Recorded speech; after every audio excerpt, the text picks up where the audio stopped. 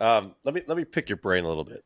Uh, Right. and you're again very in tune more so with the collecting side of the Mm-hmm. world, I would say, than the business side or whatever.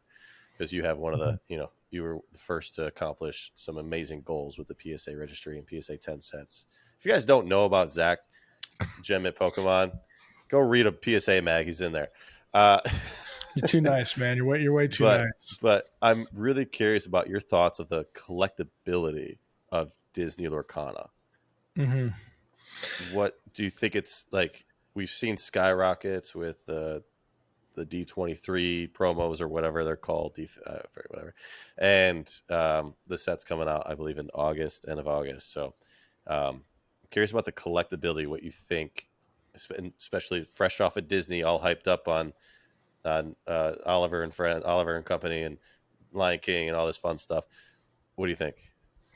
The TLDR is, I would say, proceed with caution when it comes to the Disney set coming out.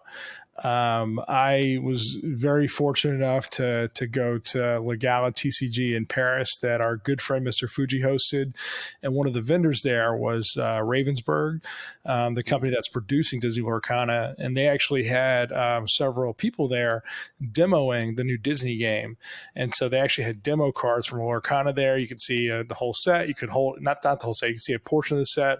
They had a few different decks there.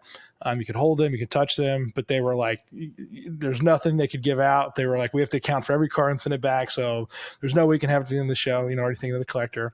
And they basically gave an overview that they're kind of anti-collector, that they're really pro-player. They're trying to really encourage people to play the game.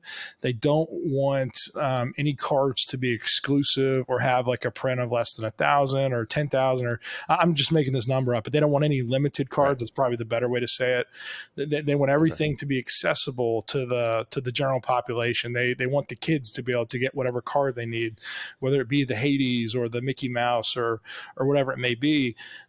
So if you think of that approach and you think of the fact that they're not going to have any sort of special stamp card or, a card, maybe you get one out of every 20 boxes. And this is just what they told us at the event. So again, this may be biased. This may have changed.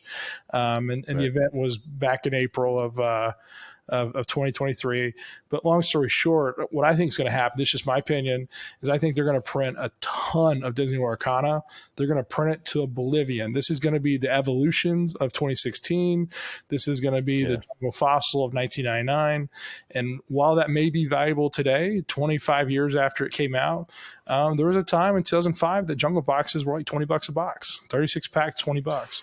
And so if you're going to go into Disney Lorcana and you're going to buy 20 cases and you're going to forget about it, you're going to sit on it, I could see a scenario where 3 years from now, it may be the same price that it was at release, if not lower. Yeah. So if you don't have any chase, pieces that are extremely hard to get, it's mass produced. Just my experience in the hobby, seeing this with Yu-Gi-Oh, Pokemon, just different scenarios and the highs and lows. I think this set is going to be very accessible. And I think I would proceed with caution if you're going to buy a bunch of it and sit on it. What do you think, John? I mean, that's so frustrating to hear. I think a lot of people get caught up on, and I could be completely wrong here, but I feel like people look at Pokemon as a game to be played and them focusing only on players. From the beginning, it was got to catch them all.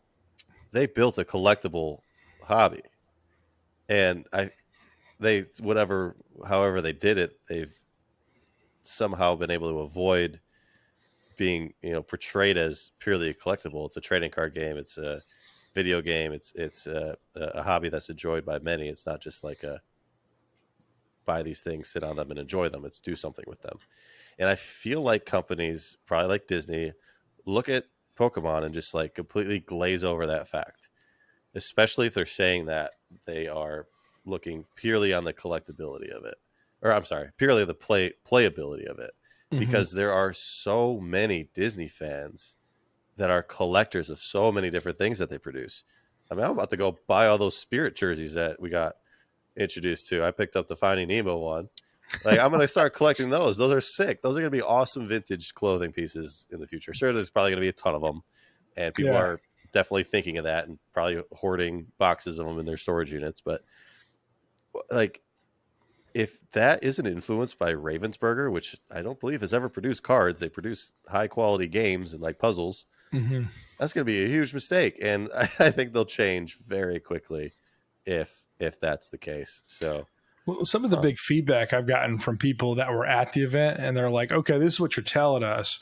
Then why haven't you kind of talked about your game mechanics or talked more about the decks or what's available? And if you are so player focused and we're so close to the release, why is everything so mysterious and so vague? Like, clearly everything's already in production. Clearly everything's already being printed.